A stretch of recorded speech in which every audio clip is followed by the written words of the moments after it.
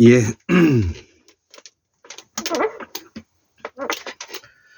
예, 오늘은 2024년 1월 30일,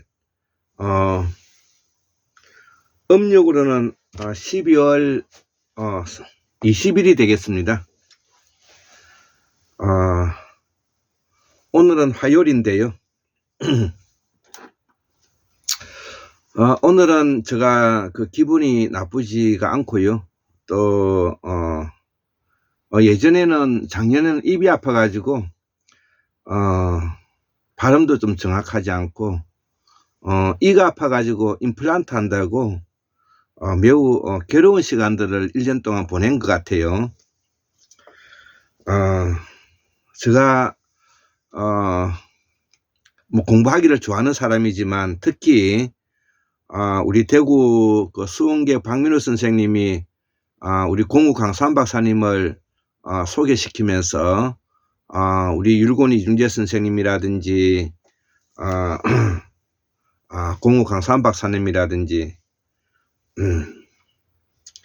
유창균 박사님이라든지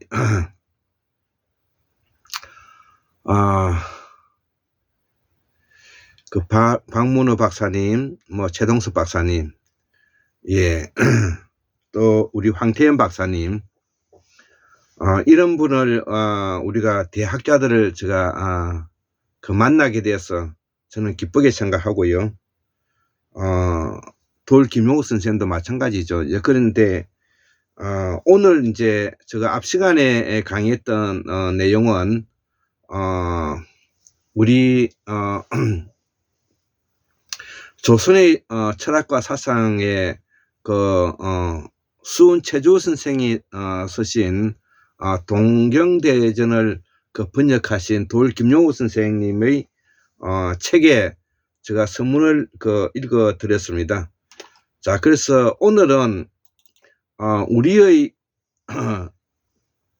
조선 구한 말에 우리의 조선 한국 사회의 문명사를 밝히신 그러한 성현들을 찾아 나섰던 길에 대학자인 우리 한국 근대화의 정치 사상이라는 한국 근대화의 정치 사상에는 유명한 우리 황태현 박사님의 이 작품이 책이 있어서 저는 매우 행복한데요.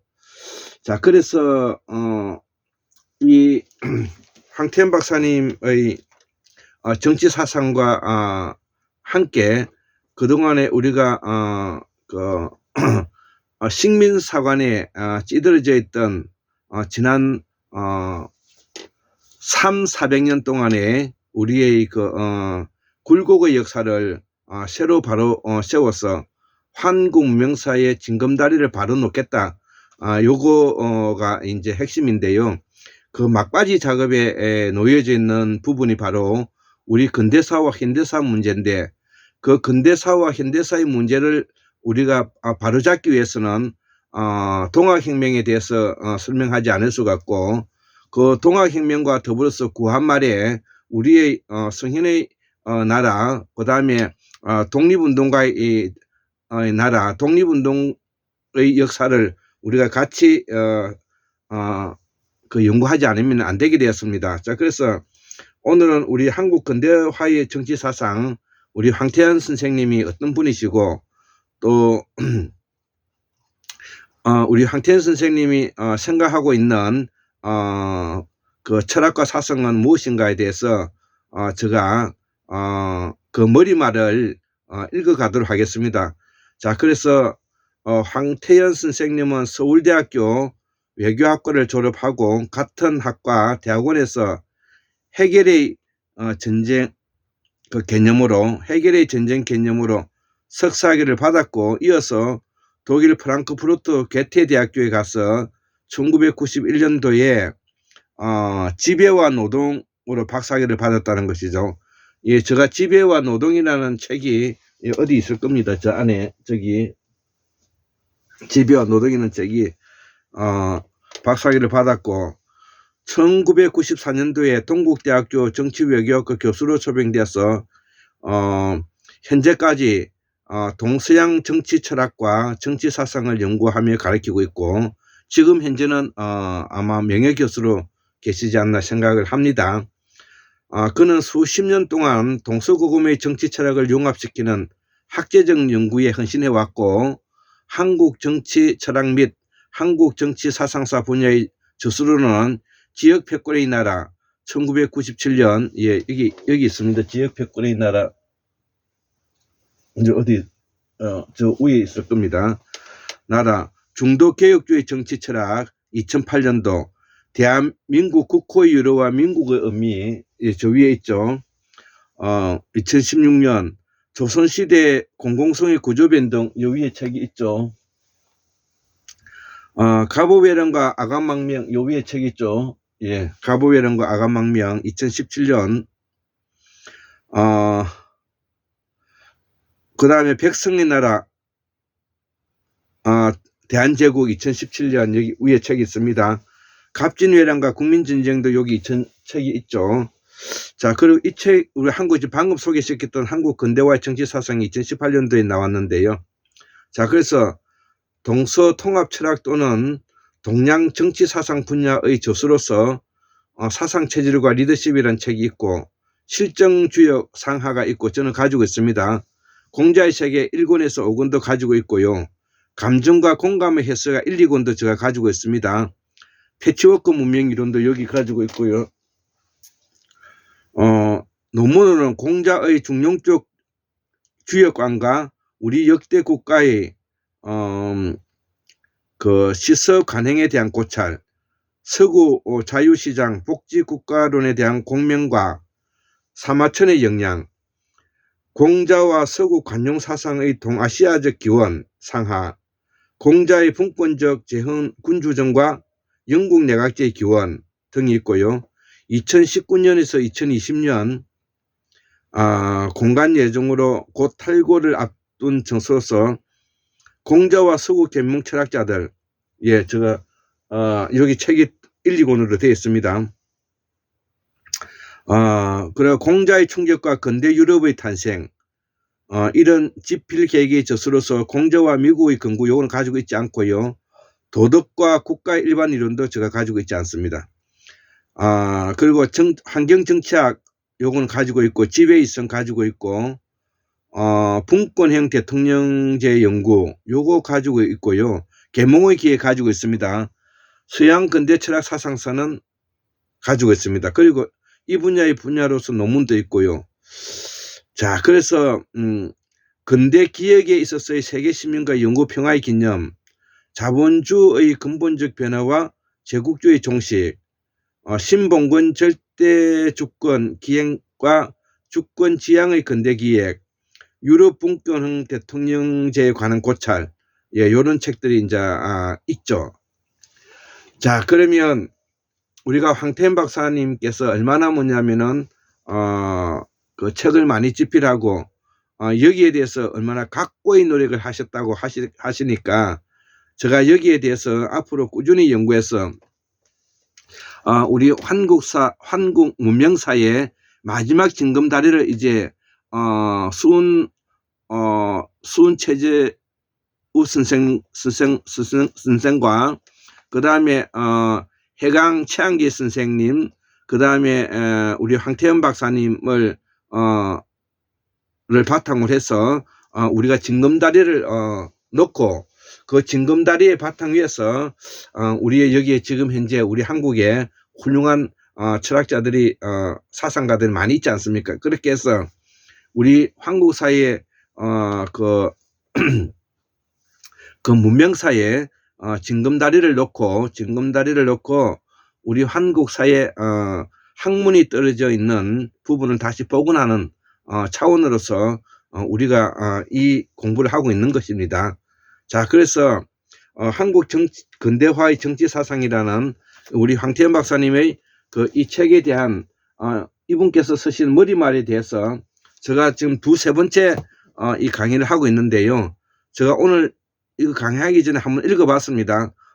처음에는 잘 이해가 되지 않았는데 이제 두 번, 세 번 하니까 이게 조금 이제 익어졌습니다. 자, 머리말 시작하겠습니다.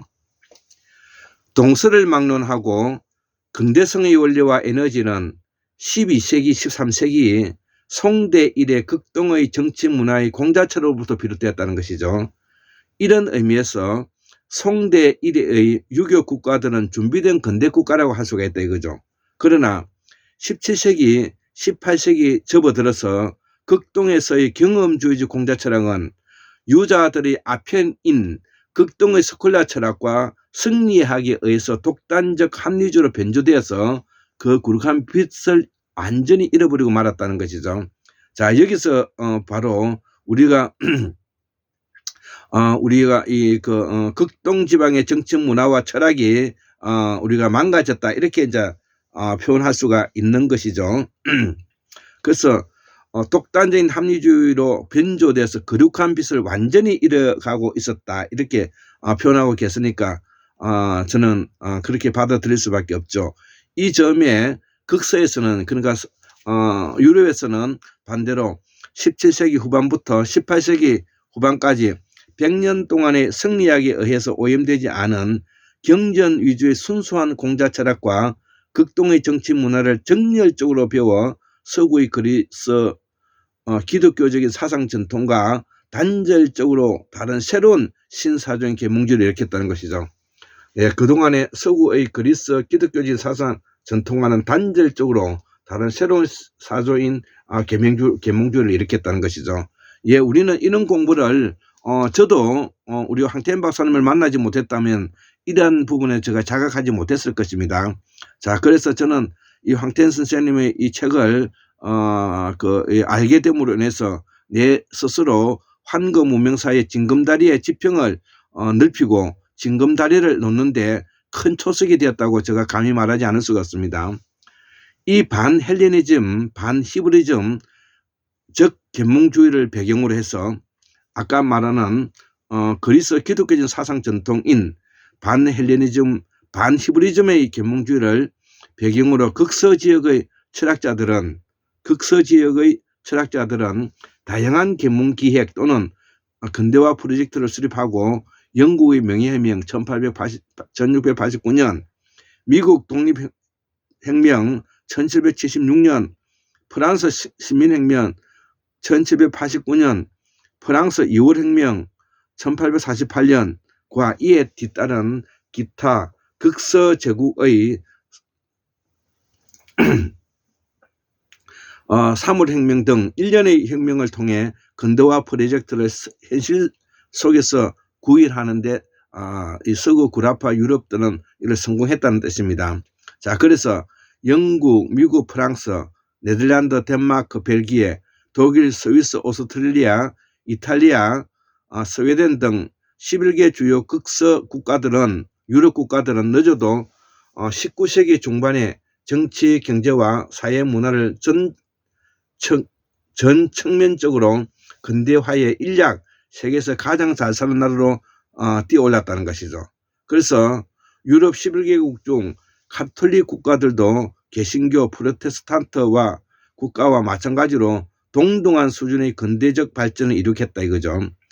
자, 그래서 프랑스, 이탈리아, 오스트리아 주민의 70% 80% 이상이 카톨릭을 믿는 나라들이고 네덜란드도 카톨릭이 한 32%가 있고 신교가 14%에 비해 월등히 우세한 나라이며 카톨릭이 우세하다는 것입니다. 스위스도 카톨릭이 42%, 그 다음에 신교가 35%보다 약간이나 우세한 나라다 이거죠. 스위스도.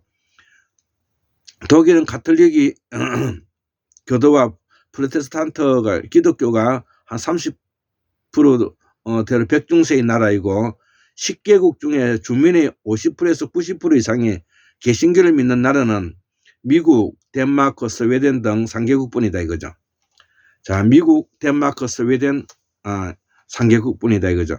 자, 그래서 60% 가까운 영국인이 믿는 성공회는 카톨릭과 교권의 수장만 다를 뿐이고 그 교리가 거의 비슷한 종파라서 개신교라고 할 수도 없다. 이런 사실들만 들어봐도 자본주의 정신이 여기서 가장 핵심적인 것은 이런 사실들만 둘러봐도 자본주의 정신이 프로테스탄트 개신교에서 유래했다는 베버의 프로테스탄티즘 태제는 헛소리로 드러났다. 예, 그런 뜻입니다. 자, 막스 베버의 우리가 그 유명한 분권화 자유란 네트워크 이 부분이 우리 근대 사회학에 엄청난 영향을 미친 것은 사실이지만 이 프로테스탄티즘에서 자본주의 정신이 나왔다는 것은 인정할 수가 없다는 뜻이 되겠습니다. 일찍이 이런 실상을 열하게 간파한 신채호는 대한매일신보에서 1909년 11월 28일자 논설에서 금일 종교가 요하는 바라는 기독교를 믿어야 나라가 부강해진다는 개화파들의 논변을 통일하게 비판했다는 것이죠.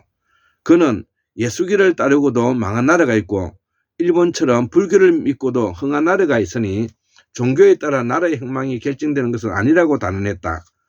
그리고 같은 신문의 1910년 4월 15일자 논설 양종교가에 황하여 요구하노라 라는 기독교가 제국주의 침략의 가교가 되어 왔음을 상기시키면서 비기독교 국민들이 기독교를 믿게 되면 오히려 국가와 민족을 망각해서 망국을 초래할 위험이 있음도 지적했다는 것이죠. 아무튼 높은 근대로의 진보와 자본주의 발전에 극동보다도 먼저 성공한 유럽 제국은 19세기 말 이래 서세동점의 세계사적 파란을 일으키며 가까운 남유럽, 동유럽, 러시아 지역의 기독교 제국과 중남미 기독교 제국으로부터 북아프리카, 소아시아, 중앙아시아, 이슬람 제국, 동남아시아의 힌두 불교 제국, 그리고 극동의 유교 국가들에 이르기까지 일대의 문명 충기를 가기 시작했다는 것이죠. 유럽의 근대화를 말하는 겁니다. 그러나 극수로부터 문명 충기를 받은 이 나라들 중에 오로지 서양으로부터 가장 멀리 떨어진 극동 제국만이 근대화에 성공했다는 것이죠. 즉확히 말하면 낮은 근대에서 높은 근대로의 도약에 성공했다는 것이죠. 자, 그래서 세계의 나머지 국가들은 극동보다도 더 가까운 지역에 극동보다 먼저 극서제국, 유럽 제국의 근대화 충격과 제국주의적 경향을 집중적으로 받았음에도 불구하고 이들은 유럽의 가까운 나라들도 이 근대화에 실패했다는 뜻입니다. 자, 그래서 이 근대화 높은 근대로의 도약을 완성하지 못했다는 것이죠.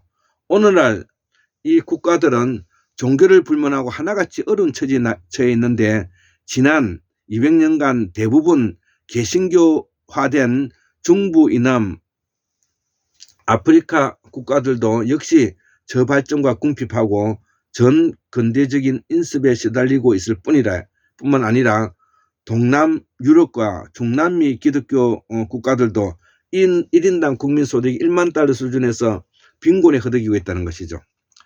그래서 주목해야 하는 사실은 비극서지역, 그러니까 유럽이 아닌 다른 지역의 기독교 국가들 중에 가장 잘 사는 나라인 스페인조차도 싱가포르, 홍콩, 일본보다도 못 사는 것을 말할 것도 없고 심지어 36년의 일제 수탈과 3년간의 우리가 남부 국제적인 그 전쟁을 국제적인 내전을 겪은 후발국가 대한민국보다도 못 산다 이거죠. 그래서 유교 문화를 정열적으로 수용한 10개국 극서 제국이 가톨릭과 기독교를 막론하고 잘 사는 반면에 근대화에 성공한 한국, 중국, 대만, 일본, 홍콩, 싱가포르 등 6개 극동지역 유교 국가들을 제외한 세계의 나머지 국가들은 그 주민들이 믿는 종파를 막론하고 다 어려운 처지에 있다는 것이죠. 자, 그래서 유교 문화를 적극 수용한 극서 국가들은 비록 가톨릭 교도가 우시한 국가라 하더라도 근대화를 이룩했고 극동의 유교 국가들은 주민의 대다수가 무종교자이거나 신이 없는 불교와 도교를 믿음에도 불구하고 서구를 앞지를 정도로 고도의 근대화 또는 근대의 고도화와 자본주의화를 달성했다는 것이죠. 자, 그래서 프로테스탄트 교의 신앙 여부가 아니라 유교 문화의 영향 정도 또는 유무에 따라 근대화의 성패가 갈린 이런 엄연한 역사적 사실은 막스 베버의 그 서슬 벌였던 프로테스탄티즘적 자본주의 정신 태제가 일종의 괴설에 지나지 않는다는 것을 말해준다는 것이죠. 이런 사실로부터 극동 관점의 새로운 인식 지평이 열리기 시작했는데 극서 유럽 제국의 가장 멀리 떨어진 극동 제국만이, 그러니까 우리 이 극동에 있는 우리 제국을 말하는 겁니다. 공명철학적 계몽주의와 고도의 근대 문명의 창조를 주도한 극서 국가들을 능가할 정도로 고도의 근대화에 성공했다는 것은 유교 문화적 DNA들이 실은 극서와 극동이 앞서거니 뒤서거니 하며 공이 높은 근대로 도약하는 것을 가능케 한 공통 요소였다는 것을 우리가 말해주고 있다는 것이죠. 자, 그래서 이 극동아시아의 한국, 중국, 일본 등은 오랜 세월에 유교 문화에 의해 교화되어 있었기 때문에 극서 유럽 국가들이 공자 철학과 극동의 정치, 경제, 문화를 본질 구성적 요소로 흡수해서 재발명한 근대 문물을 접하고 이 문물을 생소한 것으로 느낀 것이 아니라 보다 나아진 자기 것 또는 제 몸에 더 잘 맞는 것으로 느끼고 이 문물을 수용하는 데 열을 올려 초스피드로 근대화를 달성할 수 있었다는 것입니다. 예, 극동아시아 우리를 말하는 것입니다. 자, 그래서 서구 유럽 제국의 높은 근대에 도달하는데 1300년경, 이게 중요한데요. 1300년, 그 12세기죠. 마르코 폴로의 동방견문록이라든지 출간으로 1852년에 아펜 전쟁까지 계산하면은 500년이 훨씬 넘게 걸린 반면에 극동 제국은 19세기 후반에 대서방 개양 이래 높은 근대로 도약하는 데 빠른 나라의 경우는 20-30년, 지체된 나라의 경우는 70년에 걸리지 않는다는, 한국 같은 경우는 20-30년, 중국 같은 경우는 70년 정도 걸렸다는 뜻입니다. 자, 그래서 한국은 높은 근대로 도약하는데 1876년 개항과 1880년 노비해방 이래 대한제국은 안정기까지 계산하면 1903년 대한제국의 안정기까지 계산하면 20-30년밖에 걸리지 않았고, 일본은 1852년 개항부터 1894년 청일전쟁까지 40년, 중국은 1842년 아펜 전쟁과 남경조약으로부터 1911년 중화민국 선포까지 70년밖에 걸리지 않았다는 것이죠. 자, 그래서 근대적 서구 문물은 극동 사람들에게 유교 문물의 정교한 서구적 개량 버전에 지나지 않았기 때문이다 이거죠.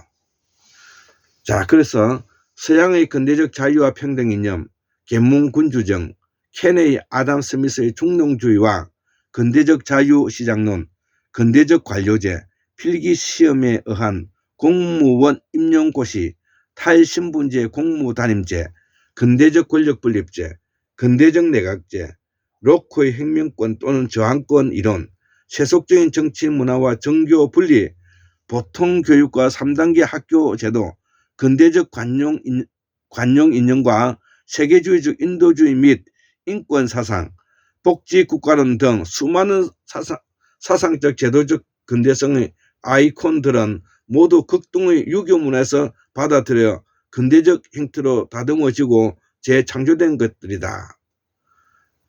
그래서 믿어지지 않는다고 하면서, 그렇다면 구체적으로 말해보자. 자, 이거 이제 믿어지지 않는다는 것이죠. 그래서 믿어지지 않는다고 의문을 제시하니까 우리 황태현 박사님, 그렇다면 구체적으로 말해보자, 이런 이야기죠. 자, 그래서 계몽군주론은 중국의 제헌군주론의 서양 버전이고, 영국의 내각제와 권력분립제는 명청대의 내각제와 분권제도를 도입해 발전시킨 것이고, 서양의 근대적 자유 개념은 공자의 무위이치, 강제적 자기가 없는 정치, 백성자치, 백성은 임금을 표준으로 삼아서 자치한다는 뜻이죠. 이념으로 발전되었고, 근대적 평등론은 무생이기자라는 글자에서 알다시피 나면서부터 귀한 놈이 없다라는 공자의 태생적 평등 인연과 중국 신사제도의 탈신부적 평등주의를 수용한 것이다 이거죠. 자, 그래서 근대 경제학으로서의 켄의 중농주의는 극동의 농본주의에서 나온 것이고, 근대적 자유시장론은 공명과 사마천의 무의시장에서 인연과 중국의 유관 자유교육 정책에서 나온 것이고, 서양의 근대적 관료제는 극동 국가들의 관료제를 수용한 것이다. 필기시험에 의한 공무원 임용고시 제도와 탈신분제적 공무단임제는 과거제로부터 가공된 것이다. 로크의 혁명권 또는 저항권 이념은 나라를 가진 자는 편백되면 천하에 의해 죽임을 당하고, 나아가 민중을 얻으면 나라를 얻고 민중을 잃으면 나라를 잃는다는 공자의 혁명론과 덕공론 또는 제후가 사직을 위태롭게 하면 제후를 갈아치우고 가문과 큰 물이 나면 사직을 갈아치운다 는 맹자의 반정 역성혁명론과 극동국가의 폭군 박렬과 혁명의 무수한 역사적 사례로부터 발전된 것이다 이거죠. 서양의 세속적 정치 문화와 정교 분리의 원리는 아직 사람도 잘 섬기지 못하는데 어찌 귀신을 잘 섬기겠느냐, 아직 삶도 잘 모르는데 어찌 죽음을 잘 알겠느냐 라는 공자의 철저한 현세주의와 극동의 세속적 정치 문화로부터 나온 곳이라는 것이죠. 자, 보통 국가 3단계 학교 제도도 천자로부터 서인에 이르기까지 하나로 다 수신을 본으로 삼는다 이거죠. 이러한 원칙 또는 교육의 유별이 없다는 공자의 만민평등 교육 이념과 서당, 황교, 대학의 3단계 교육 제도를 받아들인 것이다 이거죠. 근대적 관용 이념과 세계주의적 인도주의 정신 및 보편적 인권 사상은 공자의 인사상과 이단을 공격하는 것은 재해다. 또는 천하는 같은 대로 돌아가는 길을 달리하고 일치해도 생각을 100가지로 하는데 천하에서 무엇을 근심하고 무엇을 걱정하랴는 무제한적 관용론 및 사해의 아니 다 형제인데 군자가 어찌 형제 없음을 걱정하라 라는 사회 동포주의를 받아들여 다듬은 것이다 이거죠. 그리고 서양의 복지국가론도 공자의 양민, 교민, 국가론, 명자의 인정론, 극동의 국가규율제도로부터 발전된 것이다. 이런 내용은 필자가 공자와 세계 1, 2권에서 패치워크 문명의 이론에서 이미 밝힌 것이고, 2019년 출간 예정인 공자와 서양 계몽철학자 1, 4권에서 서양 각국별로 더욱 완벽하게 규명할 예정이라는 것이죠. 이러한 까닭에 극동의 유교 국가들은 극서의 근대적 제도와 사상을 접하고서 처음에 잠시 내적 갈등을 겪게 했을지라도 이 약물은 우리 것보다 나은 그러나 동질적인 것이라고 여겼고, 곧 이 약물들을 참작해서 한국화하고 자구의 기존 제도와 사상들을 서양 모델을 간단히 고치고 손질해서 근대적 문물로 쉽사리 발전시킬 수 있었던 것이다. 이런 의미에서 서두의 극동제국은 준비된 근대 국가였다고 밝힌 것이고, 12세기, 13세기의 이야기죠. 극동제국이 준비된 근대 국가 또는 낮은 단계의 근대 국가였기 때문에만 일본이 100년 사이에 영국, 프랑스, 독일을 능가하고 한국이 스페인, 포르투갈, 그리스, 러시아 그리고 모든 동구 제국과 중남미 제국을 능가하고 그간 서양에서 전파된 공산주의로 인한 많은 시간을 허송했던 중국조차도 개혁개방 정책을 편지 30년 만인 2010년부터는 제조업 생산에 미국을 앞지를 수 있었던 것이고, 1900년경에 중국이 제조업에서 영국과 미국이 뒤진 지 100년 만에 이제 뒤바뀌었다는 것이죠. 그간 한국의 근대화와 관련해 많은 사가들은 근대화의 사상 동력을 실학으로 설정하거나 동도 서기론과 개화사상으로 간주해 왔다는 것이죠. 여기 식민사관의 바탕을 두고 있는 그동안에 우리가 100년 동안에 배워왔던 역사인데 이거 갈아치워야 되는 것입니다.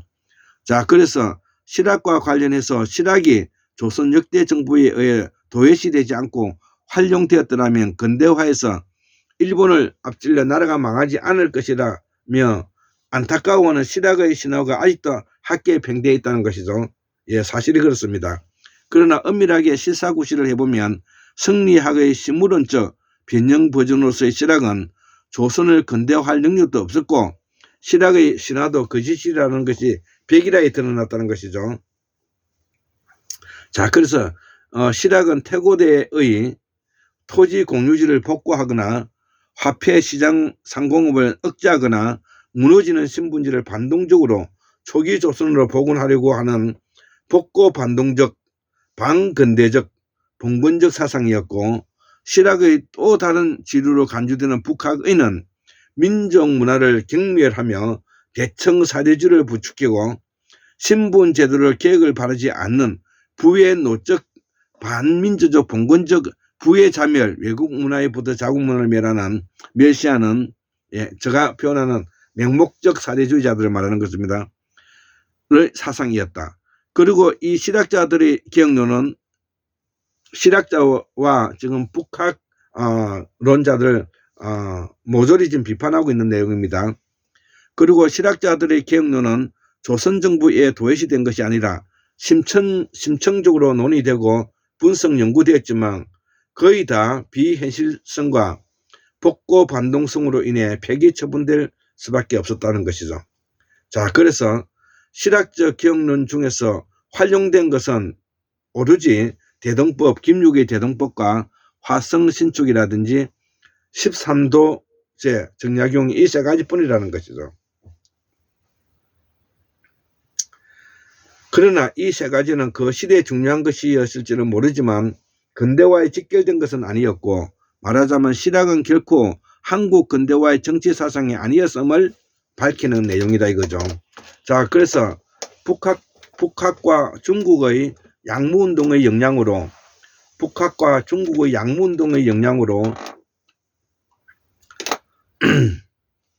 생겨난 동도서기론자들은 개화와 수구 사이에서 좌충우돌하다가 모두 친일파로 변절되었고 외국의 선진문물에 눈이 멀어서 자국 문화를 경멸하는 부의 자멸적 북학파의 사랑방에서 자라나서 일본의 과격한 서도서기론 모든 걸 도와 기술을 모두 다 서구에서 다 찾자는 뜻이죠. 수용했다가 노골적 일도일기론으로 신봉하는 친일파로 변신한 개화파들도 국민의 정에 부딪혀 권력에서 추출되고 끝내는 거의 다 친일 부의 노예로서 친일 매국노로 변신해서 개화의 이름으로 나를 팔아먹었다 이거죠. 예, 여기서 우리 이제 구한말에 우리의 그 정치가들의 비도덕성이 나오고 비열하고 비겁하고 비류하고 비참한 모습으로 우리의 현대의 우리 한국 문화가 만들어지는 계기가 되었다는 것입니다.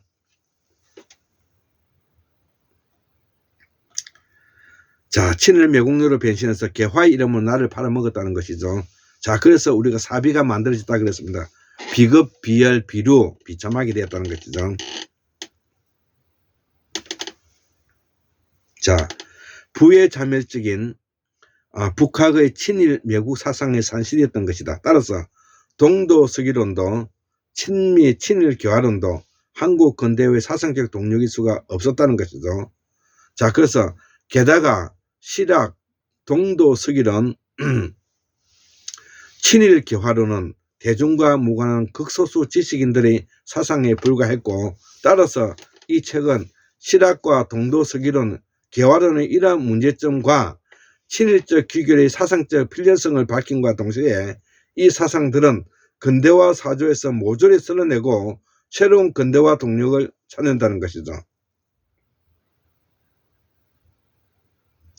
자, 그래서 대중을 실제로 움직이고 대중의 열렬한 지지를 받으며 한국을 근대화한, 즉 낮은 근대에서 높은 근대로 도약시킨 진정한 근대화 동력을 찾은 것은 위에서 얘기한 극등의 유교 국가에서 공통된 근대적 잠재력만이 아니라 한국의 특유한 사상 동력, 즉 한국에서만 발전된 고유한 내재적 사상 동력을 우리가 찾아야 된다.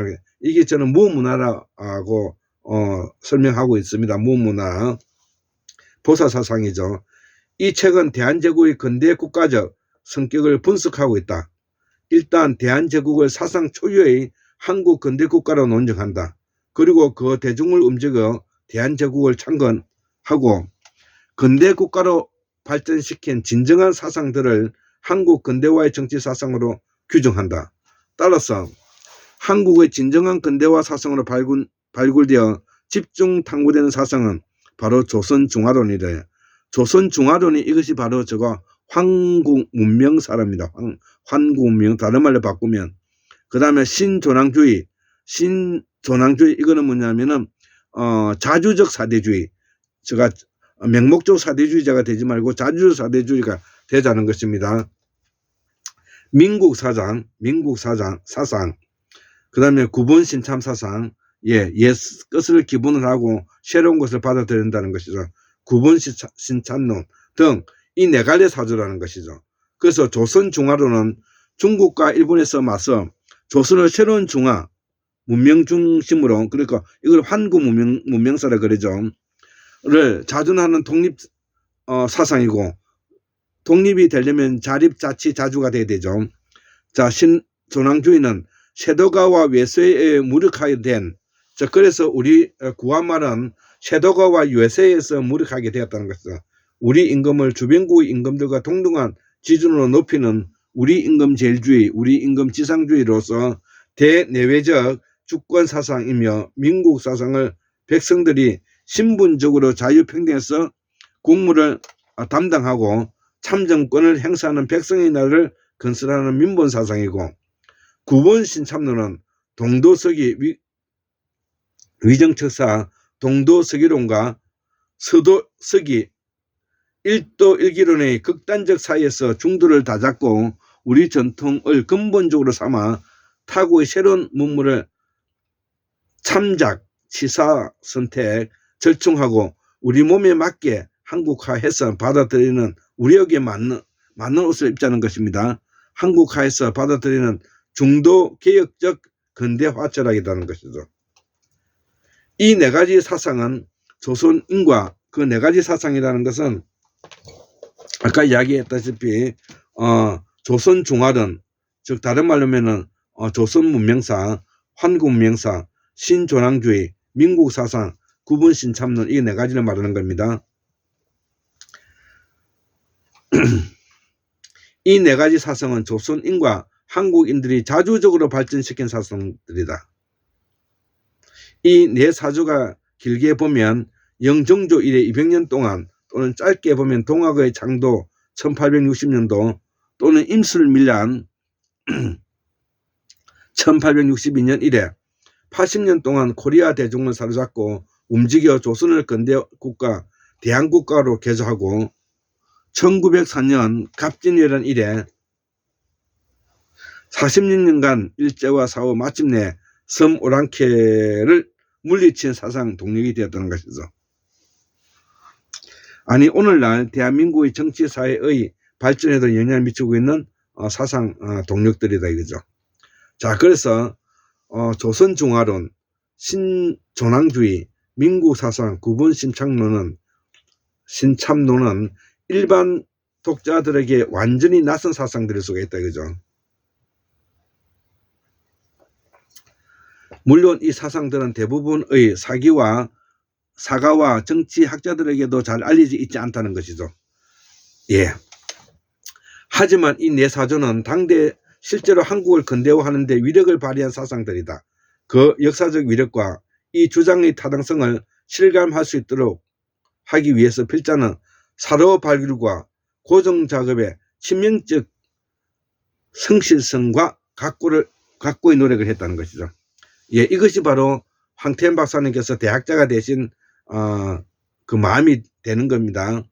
자, 그래서 실학의 반동적 정체와 북학 개화 사상의 부의 자멸적인 정체를 폭로하고 조선 중화론, 신조낭주의, 민국 사상, 구본 심참론을 한국 근대화의 정치 사상으로 집중 탐구하는 이 책은 그간 출간된 대한민국 국호의 유래와 민국의 의미 2016년도에 나왔고요.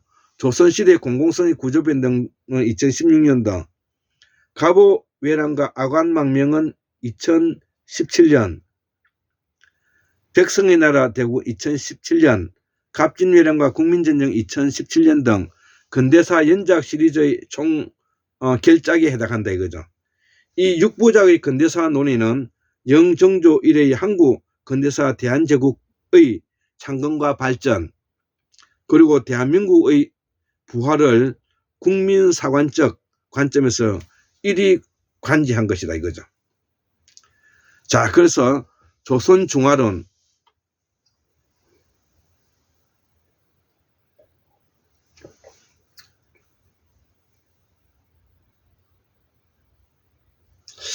예, 이 내용들이 이제 그 구한말과 우리가 일제 병탐되기 전에 우리의 격동기에 우리의 철학과 사상이 혼란에 빠지게 되었는데, 그 혼란에 빠지게 된 것을 바로잡고 우리 이것을 연구 분석해서 이제는 이렇게 우리의 철학과 사상이 우리가 공부를 해야 된다, 이 내용을 제가 설명하기 위해서 이걸 하고 있는 겁니다. 자, 그래서 조선중화론, 신조낭주의, 민국사상, 구본신참론 등 4대 근대화 사상은 위에서 열거한 이전의 근대사 저작들 안에서 간간히 거듭 시사하고 논의된 것들이다. 이 책은 이 4대 근대화 사상에 대한 기존 논의들을 종합하고 다듬어 더욱 견실하게 만드는 한편, 이 논의들을 대폭 보완해 새로운 차원의 논의로 발전시켰다 이거죠. 근대 시리즈의 이 종결작의 필자는 한국과 한국인의 역사적 운명에 남다른 관심을 가진 애국 독자들에 의해 이 책이 열독되고 한국을 진정으로 높은 근대로 끌어올린 근대화 사상에 제대로 이해되고, 이로써 새로운 문명의 중심, 새로운 정치적 경제의 중심으로서 대한민국의 미래지향적인 의미도 아울러 대중적으로 심득하기를 바라는 마음에서 2018년 1월 송파 바람들에서 중립 우리 황태현 선생님이 올리신 머리말입니다. 예, 그래서 앞에서 강의했던 우리가 손채조 선생님의 개벽사상과 그 다음에 우리 황태현 박사님의 사상을 바탕으로 해서 우리가 잃어버린 우리가 그 일제 식민사관을 이제 털어내고 우리가 정상적으로 뭐냐면 한국 명사를 같이 설명하고 이해할 수 있도록 했으면 좋겠습니다. 74,143년 만 961년 2023년 1월 30일 화요일 한국미학술론 골장 김두솔입니다. 예, 감사합니다.